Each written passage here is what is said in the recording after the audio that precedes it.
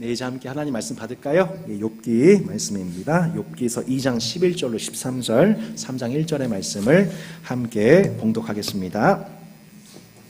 욥기 2장 11절로 13절입니다.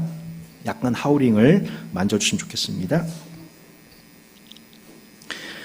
한 절씩 교독하시겠습니다. 마지막 절 합독하겠습니다. 그때의 욥의 친구 세 사람이 이 모든 재앙이 그에게 내렸다 함을 듣고 각각 자기 지역에서부터 이르렀으니 곧 대만 사람 엘리바스와 수아 사람 빌닷과 나아마 사람 소발이라. 그들이 욥을 위문하고 위로하려 하여 서로 약속하고 오더니 눈을 들어 멀리 보매 그가 욥인 줄 알기 어렵게 되었으므로 그들이 일제히 소리질러 울며 각각 자기의 겉옷을 찢고 하늘을 향하여 티끌을 날려 자기 머리에 뿌리고 밤낮 7일 동안 그와 함께 땅에 앉았으나 욥의 고통이 심함을 보므로 그에게 한마디도 말하는 자가 없었더라. 함께 읽겠습니다.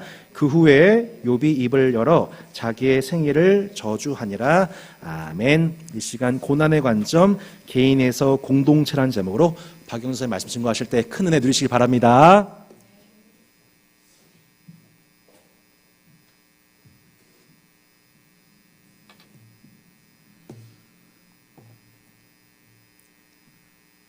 아마도 우리가 성경의 수많은 책들 중에서 이 한 권인 욥기를 떠올릴 때가 되면 아마도 내 인생이 그렇게 녹록지 않다는 것을 절실히 깨닫고 있을 때라는 생각이 듭니다.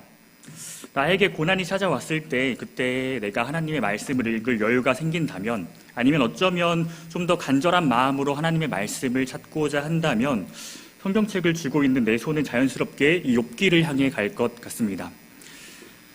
사람들은 서로 다른 인생을 살아가는 것 같아 보여도 어떤 일정한 패턴으로 공감의 영역을 보여주기도 하는 것 같습니다. 공동체 안에서 나에게 찾아온 고난에 대해서 우리 주변에 있는 식구들과 나누기를 시작하면 마치 다들 약속이라도 한 것처럼 자기가 겪었던 비슷한 문제들을 이야기하면서 너에게 찾아온 그 고난은 너 혼자만의 문제가 아니라고 위로를 해주려고 하는 것 같아요. 제가 전에 있었던 교회에서는 한 목사님의 가정에 아이가 태어났는데요. 예전보다 훨씬 일찍 미숙아로 태어나게 되어서 그 목사님의 가정은 거의 1년 가까이를 그 갓 태어난 아기의 죽음을 준비해야 하는 시간을 보내시는 그런 모습을 옆에서 지켜본 적이 있었습니다. 그 일이 온 교회 사람들이 알게 돼서 한 마음으로 기도하고 그렇게 바쁜 사역의 시간들이 지나가고 있었는데, 그 힘든 시기에 목사님이 성도님들 만나면서 자신의 그 일에 대해서 나누다 보니까 알게 모르게 그런 비슷한 일들을 겪었던 사람들이 사실은 저도 라고 하면서 예전에 이런 일들이 있었어요 라는 이야기를 막 하시더래요. 고난이 현재 진행형인 사람에게는 그것을 이미 견뎌낸 주위 사람들의 말들이 사실 위로가 잘 안 되는 것 같습니다. 오히려 반대로 내가 잊고 있었던 것을 자꾸만 생각나게 해서 더 내 마음이 무너지는 것 같은데, 나중에 이 목사님이 생각해 보니까 그 사람들이 하는 말들이 나에게 고난 같은 이 순간에 나만 겪는 고난이 아니라는 것을 뒤늦게야 깨달아서 그래도 그분들의 마음을 생각해 보니까 그래도 감사했다라는 이야기를 함께 나누게 되었었는데요. 더 감사한 것은 그 가정의 아이가 병원에서 기적적으로 회복이 되어서 1년도 채 안 된 시점에 가정의 품으로 돌아가게 되었다는 것입니다. 우리는 나에게 고난이 찾아온 그 순간에 그것이 나만의 문제가 아니라 공동체가 함께 감당해야 되는 문제라는 사실을 쉽게 잊어버리게 되는 것 같아요. 그저 그 일이 나만의 일이라고만 생각해서 여전히 나라고 하는 그 깨진 관계의 영역 안에 가둬져 있어서 아무리 교회고 한 몸이고 공동체라는 말을 들어도 우리의 형제 자매들을 의지하기가 쉽지가 않은 거죠. 그런 고난의 순간을 살아내는 나에게는 정작 내가 바라봐야 할 교회는 보이지 않고 내가 의지해야 할 하나님은 내 마음에 온데간데 없고 여전히 그것을 나의 것으로만 여기는 그런 이기적인 모습으로 혼자서 그 상처를 다 감당하려고 한다는 것입니다. 그러다 보니까 자연스럽게 나에게 찾아온 고난뿐만 아니라 다른 사람에게 찾아온 고난을 바라보는 우리의 시선도 한 몸이 아니라 다른 몸이 되어서 필요한 행동을 간섭이라고 생각하고 한 지체로서 행동하기보다 세상 사람들과 비슷하게 반응하면서 도무지 하나님의 나라다운 모습이 보이지 않고 있는 거예요.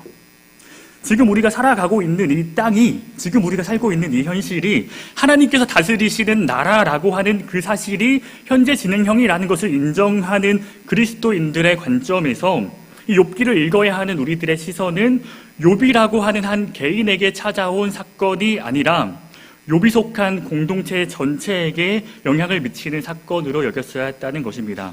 우리가 욥기를 읽거나 듣거나 할 때 흔히 욥기를 잘못 이해하는 일이 생겨나는 이유는 이것을 시작부터 결말까지 전체의 한 사건으로 보지 않고 하나님과 사탄의 이야기, 욥의 고난, 욥과 세 사람의 대화처럼 이야기 단위로 끊어서 설명하기 때문에 생겨나는 오해들일 것입니다. 그 말은 이 욥기의 말씀을 통해서 하나님께서 내 삶에 어떤 은혜를 주시는지 설명하기 위해서 이 짧은 시간 동안 욥기 42장이나 되는 전체 내용을 설명하려고 하는 무모한 시도를 지금 하려고 하고 있다는 것입니다. 욥기가 42장이나 돼요. 정말 길죠. 근데 우리가 흔히 욥기의 주제라고 생각하는 이 욥이 고난당하는 장면은 사실 전체 이야기의 5%도 안 되는 2장까지밖에 등장하지 않고 이후에는 욥이 찾아온 사람들과 쓸데없는 말싸움을 하는 것 같은 이야기가 거의 35장이 넘게 기록이 되어 있습니다. 성경 안에는 결코 쓸데없는 기록이 없어요. 우리가 이것을 믿음의 관점에서 생각해 보면 어쩌면 우리의 인생에서 실제로 고난 같은 상황은 자연재해나 불가피한 어려움을 겪게 되는 그러한 상황보다도 다른 사람들과의 관계에 대한 문제가 공동체 안에 일어나는 그 일이 우리의 인생에서 더 큰 영역을 차지하고 있는 것처럼 보인다는 것입니다. 이 욥기를 통해서 하나님께서 우리에게 주시는 말씀이 도대체 무엇인지 살펴볼 텐데요. 1장에서는 욥이라고 하는 이 한 사람이 속한 그 가정 공동체에 대한 이야기가 등장해요. 하나님을 경외하고 있는 이 욥이라고 하는 사람에게는 자녀가 10명이 있었고 그는 많은 재산을 가지고 있고 욥의 가정은 생일 때마다 함께 모여서 잔치를 벌였는데 욥은 항상 자녀들이 마음으로라도 하나님께 죄를 지었을까 봐 잔치가 끝난 다음 날이 되면 아침 일찍 부지런하게 제사를 드릴 정도로 하나님 앞에서 굉장히 신실한 사람이었습니다. 욥에 대한 이 설명이 끝났을 때 하나님과 사탄이 대화하는 장면이 등장하는데요. 아마도 알고 계시는 것처럼 하나님께서는 그렇게 자기에게 충성하던 욥을 사탄의 손에 맡겨버리셨어요. 우리가 성경을 분류할 때 우리가 시간 순서로 배열하기도 하지만 특히 구약은 비슷한 장르끼리 묶여져 있는데요. 이 욥기부터 시편, 잠언, 전도서 아가서까지를 히브리 사람들은 지혜를 주제로 한 책이라고 묶어놨습니다. 욥기를 제외하고 시편부터 아가서까지는 굉장히 나중에 다윗 시대 이후를 배경으로 쓰여진 글들인데 이 욥기의 배경은 그것보다 훨씬 이전부터 내려온 이야기라고 알려져 있습니다. 쉽게 표현하면 고대 히브리인들에게 전해져 내려오는 전래동화 같은 이야기가 바로 이 욥기였다는 거예요. 구약시대에는 글로 기록을 하는 것이 어려웠고 그들의 문화도 문자로 전달하기보다 입에서 입으로 전해 내려오는 글들이 많았습니다. 이야기들이 많았습니다. 히브리 사람들은 이 성경의 내용들을 전부 다 외워서 후대에 전달하려고 했었어요. 그러다 보니까 오래된 기록일수록 그것을 시나 노래처럼 은유를 살려서 외워야 했고 욥기도 마찬가지로 노래로 전달되던 것을 나중에 글로 전달된 책이 된 거예요. 그러다 보니까 히브리 문화 안에서 이 욥기가 차지하고 있는 이 지혜가 무엇인지를 오랜 시간 동안 다음 세대에 전달하는 그 배경 안에서 하나님과 사탄이 이 욥에 대해서 말하고 있는 이 장면은 그 당시 배경으로 지혜라고 하는 것이 무엇인지를 보여주는 것에 목적을 두고 있고 그것은 우리의 인생의 주권이 누구의 손에 달려 있는지를 보여주려고 한다는 것입니다.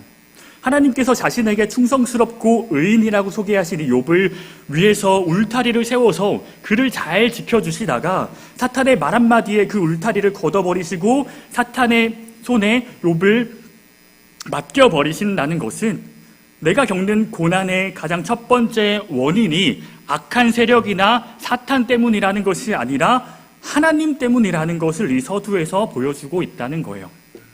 하나님께 충성했던 욥은 그 하나님 때문에 자신과 한 몸이었던 공동체에 속한 모든 것을 다 잃어버리게 되었습니다. 욥은 내가 처한 이 상황이 사탄이 아니라 하나님 때문에 일어난 사실이라는 것을 누구보다도 잘 알고 있었습니다. 그래서 1장 21절에서 보여주고 있는 것처럼 내가 모태에서 알몸으로 나왔사온 즉 또한 알몸으로 돌아가오니 주신 이도 여호와시오 거두신 이도 여호와시오니 여호와의 이름이 찬송을 받으실지니이다 하고 자기가 겪은 이 힘든 고난의 순간이 하나님 때문이라는 사실을 알고 있었음에도 그의 마음으로 죄를 범하지 않고 하나님을 향하여 원망하지도 않고 오히려 찬송을 하고 있는 거예요. 저 같은 평범한 사람들은 절대로 따라갈 수 없는 하나님을 향한 굉장히 높은 수준의 믿음을 보여주고 있는 것만 같습니다. 욥의 재산이나 자녀들뿐만 아니라 욥 자신에게도 온몸에 전신에 종기가 나서 육체적인 고통에 놓여 있을 때에도 욥의 아내가 욥에게 와서 차라리 하나님을 저주하고 죽어버리라고 말했어도 욥은 아내에게 하나님께서는 복도 주시는 분이시고 화도 주시는 분이시라고 어리석은 말을 하지 말라고 꾸짖습니다. 오늘날에는 절대 이렇게 말 못하죠. 가정의 평안을 잘 지킬 수 있는 방법은 말을 조심하는 건데 아내에게 이렇게 말했다간 당장에 이혼 서류가 나타날 수도 있는데 어쨌거나 유일하게 내 편이라고만 생각했던 그 아내도 내 마음과 같지 않았던 거예요. 재산도 잃고 가족들은 죽고 아내는 내 편이 아니고 내 몸은 만신창이가 되고 그렇게 한 가정이 이 공동체가 무너진 것입니다. 그러한 상황 속에서도 욥은 하나님을 향한 자신의 충성을 잘 지키고 있는 것 같아 보였어요. 적어도 이때까지는 욥에게 아직까지 기댈 수 있을 만한 무언가가 있었던 것 같습니다. 그리고 오늘 저희가 읽었던 본문 이후부터 이 욥의 태도가 조금씩 달라지기 시작해요. 2장 11절에서 욥의 친구 세 사람이 욥에게 찾아온 이 재앙의 소식을 듣고 욥을 찾아오게 되었습니다. 처음에 그들이 욥을 봤을 때 이전에 그들이 알던 모습은 온데간데 없고 온 몸이 상한 그 욥의 모습을 보면서 함께 슬퍼하고 일주일 동안이나 욥의 곁을 지켜주었는데요. 13절을 보겠습니다. 밤낮 7일 동안 그와 함께 땅에 앉았으나 욥의 고통이 심함을 보므로 그에게 한마디도 말하는 자가 없었더라. 욥이 당한 고통이 너무 커 보여서 혹시라도 내가 하는 어떤 말이 그의 상처를 더할까 봐 그저 곁에 있어주는 것 말고는 그들이 할 수 있는 게 아무것도 없었던 거예요. 그렇게 세 사람이 욥과 함께 일주일 동안이나 아무 말 없이 가만히 곁을 지켜주다가 욥이 먼저 그들을 향해서 입을 열어서 말을 꺼내기 시작합니다. 그때 그가 했던 말은 이전까지와는 달랐어요. 하나님을 향한 전적인 믿음이나 충성보다도 하나님을 원망하기 시작한 것입니다. 자신의 자녀들이 생일날 모여서 마음으로라도 하나님께 죄를 지었을까봐 다음날 아침 부지런하게 제사를 드렸던 그 욥이 자신의 생일을 저주하면서 차라리 나 같은 건 태어나지 말았어야 했다고 내 인생을 비관하기 시작한 거예요. 고대 히브리인들에게 이 생명이 태어났다는 것은 그 생명이 주인이 하나님이시라는 것을 인정하는 믿음이 그들에게 있었기 때문이었던 거예요. 자녀가 없는 가정은 당연히 하나님께서 허락하지 않았던 것이었고 새 생명이 그 공동체에 태어난다는 것은 하나님께서 주신 복으로 여겼던 것입니다. 그런데 욥이 3장에서 자신의 태어난 그 사건을 저주한다는 것은 사실은 마음 한편으로는 그 생명의 주권자이신 하나님을 향한 원망함이었던 거죠. 그런 경험을 해보신 적이 있을지는 모르겠는데요. 우리들도 교회를 다니다가 보면 내가 교회에 속했기 때문에 어려운 일을 당할 때가 있는 것 같습니다. 내 시간을 주님 앞에 드릴 때나 특히 우리의 재정에 관한 문제에 있어서 세상과 많은 부딪힘들이 있어요. 그때 차라리 나도 교회를 다니지 않았더라면, 나도 다른 세상 사람들처럼 살았더라면 편하게 놀러가고 돈도 벌고 내 돈 가지고 내 시간대로 내 마음대로 쓰고 다른 사람들 눈치 안 보고 내가 하고 싶은 거 다 하면서 살 수 있었을 텐데 내가 교회를 다닌다는 이유 하나만으로 내 삶에서 하나님께서 나의 삶의 주인이시기 때문에 오히려 내 인생이 더 불편한 것 같고 평안하지 못할 때가 있지는 않습니까? 욥이 하나님께 드리는 원망이 우리의 그런 마음들과 똑같은 거예요. 3장 25절과 26절을 보면 내가 두려워하는 그것이 내게 임하고 내가 무서워하는 그것이 내 몸에 미쳤구나. 나에게는 평온도 없고 안일도 없고 휴식도 없고 다만 불안만이 있구나 라고 말하면서 차라리 내가 하나님을 알지 못했더라면 하나님께서 나를 태어나지 않게 하셨더라면 이런 일이 생기지 않았을 거라고 욥이 토로하고 있는 거예요. 하나님께서는 이렇게 이야기하는 이 욥의 모습을 어떻게 바라보셨을까요? 1장에서 욥을 의인이라고 소개하셨던 그 말씀을 후회하신다거나 이 일이 이렇게까지 될 줄 몰랐다. 적어도 우리가 생각할 수 있는 것처럼 이게 하나님의 실수는 아니었을 것입니다. 때때로 이렇게 욥과 같이 원망하는 마음 때문에 우리가 하나님을 향해서 내가 하나님께 잘못한 것만 같은 우리가 원망 때문에 내가 죄인이 된 것만 같은 그런 마음을 가져보신 적이 있진 않으십니까? 나에게 여러 가지 상황들로 어려움이 찾아왔을 때 그것을 어떻게든 해결해 보려고 마음으로 죄짓지 않기 위해서 자꾸만 다른 것을 이유로 삼고 모든 것을 아시고 해결하실 수 있는 분이 왜 이런 악한 일을 나에게 허락하셨는가를 질문하는 우리들의 모습 속에서 믿음 없는 자라는 그 낙담이 우리를 찾아오기도 하는 것 같아요. 나의 힘듦을 하나님을 탓할 수도 없고 다른 이유를 찾다 그것을 결국에 자기 자신을 향한 화살로 돌아와서 결국에는 우리의 자존감이 무너지게 되는 거죠. 우리가 그 상황을 대하는 방식에서 내가 가지고 있었던 믿음이, 우리가 알고 있었던 그 하나님을 향한 그 믿음이 어떤 것이었는지가 드러나게 되는 것 같습니다. 어떤 사람들이 이렇게 욥처럼 하나님을 원망하고 자신의 삶을 비관하고 무기력에 빠진 사람들을 보면서 그런 사람을 향해서 그것이 마치 믿음 없는 사람의 모습이라고 생각하기도 하는 것 같아요. 하나님을 믿는다면 당연히 하나님께서 그런 어려움을 이겨내게 하시고 그 일이 결과적으로 잘 풀리게 하실 텐데 뭐하러 걱정하냐고, 너가 지금 하나님을 원망하는 건 믿음 없는 사람이나 하는 거야 라고 말하면서 나에게 찾아온 고난을 자신의 죄 때문이라고 생각하는 사람들도 있습니다. 우리가 죄를 짓는다고 말하는 것이 단순히 내 삶을 잘 살아내지 못한 것, 내 행동을 단순히 도덕적이게 살아가야 한다라고 하는 그 잘못된 인식이 내가 가진 문제들 속에서 내 시선을 내가 바라봐야 할 하나님이 아니라 자꾸만 나의 문제로 여겼던 거예요. 사실은 이 욥의 원망을 통해서 하나님께서 우리에게 보여주시려고 하셨던 것은 욥이 겉으로는 안 그런 척해도 마음으로는 하나님을 원망했던 죄를 짓는다는 것을 보여주시는 것이 아니라 내 모든 삶이 내 기쁨과 행복뿐만 아니라 때로는 우리들의 슬픔과 고통까지도 하나님이 없이는 일어나지 않는다라는 것을 욥이 가지고 있었던 진짜 믿음을 통해서 보여주고 있는 것이라고 저는 생각하고 있어요. 왜냐하면 이 욥의 원망하는 그 말을 듣고서 옆에서 반응했던 그 친구들의 말들이 하나님께서는 그 욥의 말이 아니라 그들의 반응을 죄라고 여기셔서 이 결말부에서 이 세 사람의 말들을 정죄하시고 그들을 위해서 욥을 통해 죄사함을 받게 하시는 제사를 드리기 때문이에요. 우리 욥기 42장을 미리 좀 보면 42장 7절에 이렇게 기록되어 있습니다. 여호와께서 욥에게 이 말씀을 하신 후에 여호와께서 대만 사람 엘리바스에게 이르시되 내가 너와 내 두 친구에게 노하나니 이는 너희가 나를 가리켜 말한 것이 내 종 욥의 말과 같이 옳지 못함이니라. 8절입니다. 그런즉 너희는 수소 7과 수디양 7을 가지고 내 종 욥에게 가서 너희를 위하여 번제를 드리라. 내 종 욥이 너희를 위하여 기도할 것인즉 내가 그를 기쁘게 받으리니 너희가 우매한 만큼 너희에게 갚지 아니하리라. 이는 너희가 나를 가리켜 말한 것이 내 종 욥의 말 같이 옳지 못함이라. 욥에게 찾아온 사람들이 욥에게 했었던 그 말들이 욥이 했던 말처럼, 욥이 하나님에 대해 했던 말처럼 옳지 못해서 하나님께서 그래서 이 친구들에게 화가 나셨고 욥이 자신의 자녀들을 위해 제사를 드렸던 것처럼 그들의 죄를 위해서도 번제를 드리고 기도해서 용서를 구하게 하셨던 거예요. 그러니까 하나님께서 죄라고 여기셨던 것은 하나님을 원망하고 우리의 삶을 고난의 이유로 하나님을 탓하고 그런 하나님을 따르는 자기의 삶을 비관하며 고통스러운 시간을 보내는 것보다도 자신이 하나님보다 앞서서 하나님을 아는 것처럼 판단하고 내 의가 더 드러나게 행동하면서 나에게는 전혀 연약함이 없는 것처럼 살아가는 그런 모습을 하나님께서는 죄라고 여기셨다는 것입니다.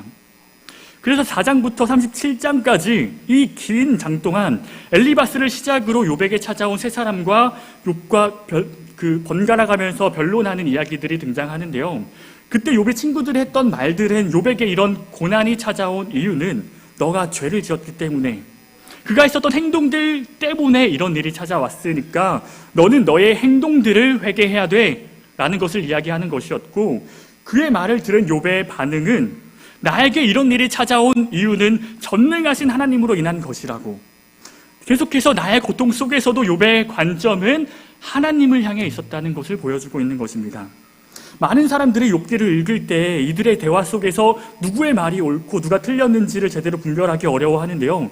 수천 년이 넘게 이 성경이 연구되었어도 욥기를 올바르게 판단하기가 어려운 거예요. 당연히 세속적인 관점을 가지고 있는 사람들은 욥이 하는 말들이 하나님 앞에서 정직하지 못한 것처럼 보이고 자신의 잘못을 인정하지 않는 것처럼 보이기도 하지만, 오히려 욥의 이러한 반응은 내 삶에 일어나는 모든 역사가 하나님의 섭리라고 하는 것을 인정하고 자신의 연약함의 한계를 분명하게 알고 있기 때문에 나타날 수 있는 반응이라는 것입니다. 내가 하나님께서 다스리시는 절대 주권 안에서는 나는 아무런 능력이 없고 그저 하나님께서 나에게 화를 주신 것처럼 그저 하나님께서 나에게 주실 그 복을 기다릴 수밖에 없는 나의 연약한 인생을 내세울 수밖에 없었던 거예요. 욥에게 있어서는 자신에게 찾아왔던 이런 고난의 순간보다도 더 큰 고난은 하나님을 제대로 알지도 못하는 사람들이 마치 나보다도 하나님을 더 잘 아는 것처럼 자신을 향해서 무지한 화살들을 쏴대면서 그것을 위로라는 이름으로, 그것을 너를 위한다라는 이름으로 포장하고 마치 빨리 하나님의 뜻에서 벗어나서 인간적인 판단으로 회개하고 있는 죄를 지으라고 말하는 것처럼 하는 그런 말들이 오히려 욥의 마음을 어지럽게 만들고 그의 마음을 무너지게 만들고 있는 것을 보여주고 있는 것입니다. 시편에서 가르쳐주고 있는 복이 있는 사람은 어떤 사람인가요? 하나님을 원망하지 않는 사람이 복이 있는 사람인가요? 시편 1편 1절을 보면 복이 있는 사람은 악인들의 꾀를 따르지 않고 죄인들의 길에 서지 않고 오만한 자들의 자리에 앉지 않고 오직 여호와의 율법을 즐거워하며 그의 율법을 주야로 묵상하는 사람들이지 않습니까? 반대로 악인들은 뭐라고 이야기하는지 기억나세요?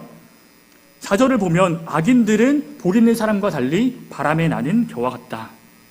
복이 있는 사람은 악이 아니라 하나님을 바라보고 반대로 악인들은 하나님이 아니라 악을 바라보라고 말하면서 작은 상황에도 마음이 흔들려서 바람이 불면 흩날려 버리는 것 같이 쉽게 떠나버리는 그런 사람들이라는 거예요. 고난이든 행복이든 하나님의 손에 붙들려 있지 않은 인생이라는 것을 보여주고 있는 것입니다. 욥은 죄인들의 길에 서지 않고 하나님이 어떤 분이신지를 정확하게 알고 있던 사람이었어요. 그의 모습과 그의 말들은 연약하다 못해 다 무너져 가서 아무런 능력이 없어 보였고 오히려 그의 친구들이 하는 말이 훨씬 더 도덕적인 것 같고 착해 보이고 더 옳은 말들 같아 보이지만 실상은 바람에 나는 겨와 같이 쉽게 흔들려서 하나님으로부터 떠나고 있었던 그런 죄인들이었다는 거예요. 우리는 내가 알고 있었던 그 하나님에 대해서 내가 얼마나 하나님에 대해서 알고 있었는지 늘 끊임없이 질문하고 점검해 봐야 하는 사람들입니다. 어떤 좋은 말들로 포장된 말들이 나를 위한다고 하는 그런 말들이 나를 하나님으로부터 멀어지게 만들고 나를 위한다고 하는 그 말들이 나를 위한 삶이라고 하는 그런 말들이 자꾸만 나를 하나님으로부터 멀어지게 만드는 유혹이 될 수 있다는 거예요. 다른 사람들의 말들 때문이 아니라 하나님께서 나에게 주신 믿음이 내가 아니라 하나님을 바라볼 수 있게 만드는 그 믿음이 내 삶을 지탱하는 버팀목이 되어야 한다는 거예요. 우리가 욥기의 말들을 떠올리면서 하나님께서 욥에게 왜 이렇게 하셨을까를 질문하고 생각할 때 나에게 찾아온 어떤 일이 생각나서 그것을 도대체 나에게 왜? 라고 하는 그 자기중심성이 아니라 하나님께서 나에게 왜? 라고 하는 하나님 중심성이 드러날 때 내가 하나님의 주권과 그분의 다스리심을 인정할 때 우리는 나에게 찾아온 고난으로 인해서 불안해하는 것이 아니라 지금도 내 삶을 다스리시는 하나님의 주권으로 인한 평안함을 경험하게 될 거예요. 우리의 시선이 나에게 머물지 않고 하나님을 바라볼 때 스스로 사랑이라고 말씀하셨고 이미 내 삶에서 그 사랑을 알게 하신 분이 그 하나님께서 뜻하신 분명한 이유와 목적대로 내 삶에서 은혜를 허락하신 시간이라는 것을 그 고난의 때를 통해서 알게 하실 것이라는 것입니다. 근데 사실은 정말 솔직하게 그런 사랑의 하나님에 대해서는 우리가 충분히 이해하고 알고 있음에도 불구하고 나에게 고난이 찾아오는 순간에 그런 하나님이 쉽게 와닿지 않기도 하는 것 같아요. 이 욥기의 이야기의 끝이 사실은 욥이 마음을 돌이켰다가 아니죠. 욥은 단순히 마음의 평안을 찾은 것으로 끝나는 이야기가 아니라는 거예요. 하나님께서는 이 욥이 잃어버렸던 것들을 외면하지 않으셨습니다.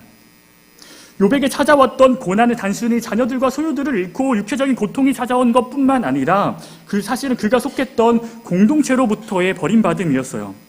욥은 자신의 속한 세상 속에서 공동체와 분리되었던 사람이었습니다. 자신의 가정이라는 가장 기초적인 공동체의 울타리가 무너지고 하나님을 저주하라고 이야기하는 아내와 하나님을 아는 욥의 관계가 무너지고 하나님을 알지 못하고 무지한 말을 했던 친구들과 하나님을 아는 욥이 분리되고 29장에 가보면 욥이 자신의 과거를 돌아보면서 젊었을 때 나는 고난당한 사람들을 도와주고 많은 사람들에게 본이 되어서 자신을 의인같이 여겼던 공동체에 속한 많은 사람들이 이제는 고난에 처한 자신을 외면하고 조롱하고 있는 그 모습을 이야기하는데요. 그렇게 자신이 속했던 모든 공동체로부터 버림받았던 사람이 바로 욥이었던 거예요.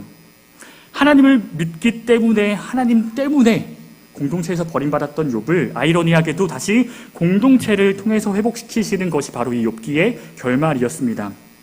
하나님께서 욥에게 찾아오셨을 때 하나님을 알지 못하던 죄를 범했던 친구들을 다시 욥을 통해서 회복시키시고 42장 10절을 보면 욥이 그의 친구들을 위하여 기도할 때 여호와께서 욥의 곤경을 돌이키시고 여호와께서 욥에게 이전 모든 소유보다 갑절이나 주신지라. 이어서 11절을 보면 이에 그의 모든 형제와 자매와 이전에 알던 이들이 다 와서 그의 집에서 그와 함께 음식을 먹고 여호와께서 그에게 내리신 모든 재앙에 관하여 그를 위하여 슬퍼하며 위로하고 각각 회시타 하나씩과 금고리 하나씩을 주었더라 라고 기록되어 있습니다. 가족이나 친구들, 형제, 자매로부터 버림받았던 욥이 끝까지 붙들었던 것은 하나님을 내 삶의 주권자로 인정하는 것뿐이었어요. 그리고 하나님께서는 그 욥을 통해서 그에게 상처를 준 친구들을 용서하게 하셨고 그 용서에 참여하는 공동체를 통해서 다시 욥을 복되게 하셨던 거예요. 사실 이 이야기는 오늘날까지도 하나님의 자녀들을 통해서 세상에서 끊임없이 반복되고 있는 이야기인 것 같습니다.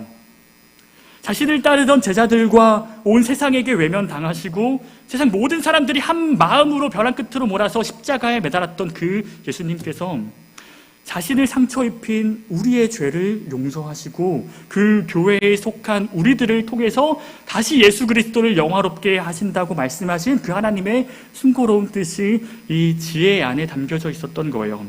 모든 공동체에게 버림당한 그 예수 그리스도의 삶이 이제는 우리들에게 전달이 되어서 우리가 살아가는 이 세상 속에서도 나도 욥과 같은 인생이 될 수도 있고 하나님을 알지 못하는 무지한 세상 속에서 힘겹게 살아가지만 그럼에도 불구하고 우리가 그 사람들을 용납하고 함께 공동체를 세워가기 위해 씨름하며 살아가는 것이 우리들에게도 동일하게 주어졌다는 것을 보여주고 있는 것입니다. 그리고 그렇게 십자가를 마음에 품은 사람들이 살아내고 있는 삶의 현장을 우리가 이제는 하나님의 나라라고 부르고 있어요. 사랑하는 따스한 교회 성도 여러분, 하나님께서는 결코 우리를 혼자서 내버려 두시는 분이 아니십니다. 이것은 단순히 하나님께서만, 내가 보이지 않는, 내 눈으로 볼 수 없는 그 하나님만 나와 함께 하신다라는 것으로 끝나지 않아요. 하나님께서는 우리를 공동체로 부르셨고 그 공동체가 분열되는 것만 같은 위기 속에서도 나를 살리시기 위해서 예수님께서 십자가 위에서 피 흘려 치르신 값으로 나를 용서하셨고 지금도 여전히 이 세상의 주권자로 성령을 통해서 나를 붙들고 계시는 분이시라는 사실을 우리가 기억했으면 좋겠습니다. 우리가 이 세상에서 씨름하고 싸우는 것은 하나님께서 우리를 사랑하시기 때문에 펼쳐가실 하나님 나라의 역사의 한 부분이라는 사실을 우리가 기억하면서 고난을 나만의 것으로 여겼던 나의 이기적인 마음들을 내려놓고 그 예수 그리스도의 십자가로 모인 이 공동체를 회복시키실 것을 기대하는 마음으로 내가 아니라 주님의 교회를, 우리 서로를 바라보는 시간이 되었으면 좋겠어요. 때로는 내가 혼자인 것만 같아 보일 때, 때로는 혼자인 것만 같은 누군가를 바라볼 때 그들을 용서하고 의지할 수 있는 한 몸이 되어주는 그런 교회가 되었으면 좋겠습니다. 마지막으로 제가 서두에 말씀드렸던 그 목사님의 가정은 사실은 그렇게 혼자 살아가던 저를 구원해 주신 분들이셨거든요. 저 작년에 교회 오기 전에 인생에서 정말 힘든 시기를 혼자서 보내야만 했어요. 저희 가정에도 위기가 있고 동달아서 제 삶에도 위기가 찾아오고 사실 적지 않은 돈을 필요로 했었는데 제가 당시에 교회에서 받았던 그 사례로는 그 일들을 해결하기가 너무나도 어려웠던 거예요. 사실은 대학원을 어제 졸업했지만 그때 당시에는 휴학을 고민하고 있었고 사역을 그만둘 생각도 하고 있었고 혼자서 그 문제를 해결하기 위한 생각들로 가득 차 있었는데 비교할 수는 없겠지만 그 목사님 가정에 생긴 그 일도 너무 큰 일이지만 저한테 있어서는 저에게 찾아온 그 문제가 훨씬 더 커 보이지 않았겠습니까? 그 목사님도 그러셨겠죠. 내 눈앞에 멀쩡히 살아있는 전도사보다 내 눈앞에서 언제 죽을지 모르는 그 아이에 대한 아픔이 훨씬 더 크게 보였을 거예요. 일반적으로 그렇게 생각이 들죠. 그때 제가 그 목사님과 만나서 그 힘든 싸움을 서로 싸워가고 있을 때 그분이 제 이야기를 쭉 들으시더니 얼마 뒤에 저한테 적지 않은 돈을 보내주시는 거예요. 생각해보면 저는 그게 더 부담이었거든요. 목사님의 가정은 안 그래도 그 병원에 있는 아이의 치료비 때문에 어깃없는 돈을 쏟고 있는데 누가 봐도 돈이 누가 더 필요하냐라는 그 질문에 굳이 생각해보지 않아도 비교 자체가 안 되는데 그 와중에 제 문제를 더 걱정해주고 있었던 거예요. 근데도 제가 느낄 그런 마음의 부담감을 덜어주시기 위해서 이런저런 말들을 해주시는데 누가 누굴 위로해야 되는 건지도 모르겠고 사실은 그런 말들이 하나도 귀에 들어오지 않고 왜? 이 사람이 왜? 라는 생각만 계속 했었던 것 같아요. 일반적인 생각을 가지고 있는 사람이라면 이러한 상황에 도대체 그렇게 행동할 수가 없는데 그렇게 살아내려고 노력하는 사람의 모습을 보게 된 거예요. 그게 바로 남들이 위기라고 말하는 그 삶에 찾아온 고난 속에서도 하나님을 귀로 듣고 눈으로 바라보았던 그 욥과 같은 성도의 모습이라는 사실을 깨닫게 되었습니다.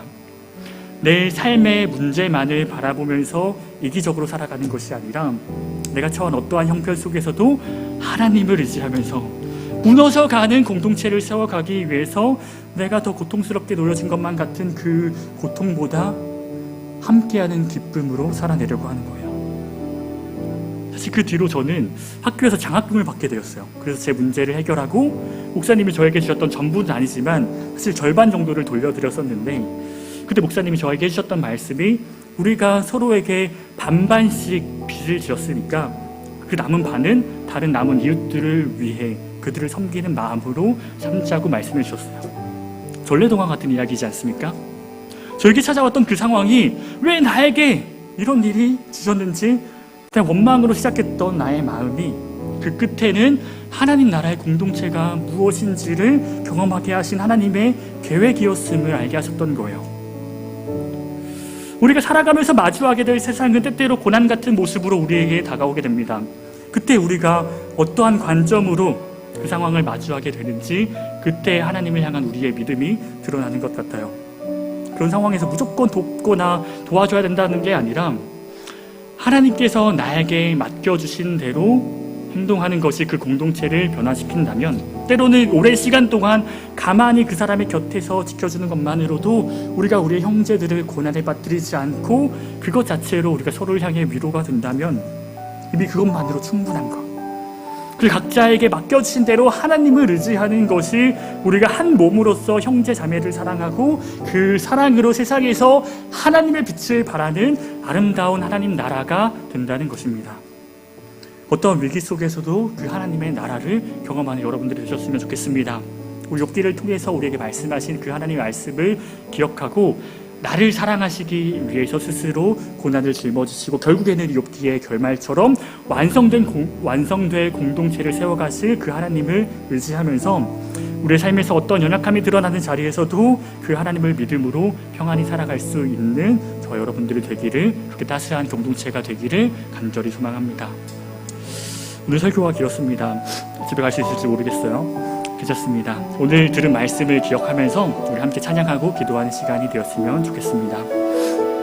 하나님께서 우리를 부르신 그곳은 어디나 하나님의 나라임을 기억하는 우리 시간 되었으면 좋겠습니다. 같이 그 나라의 살리 찬양하겠습니다.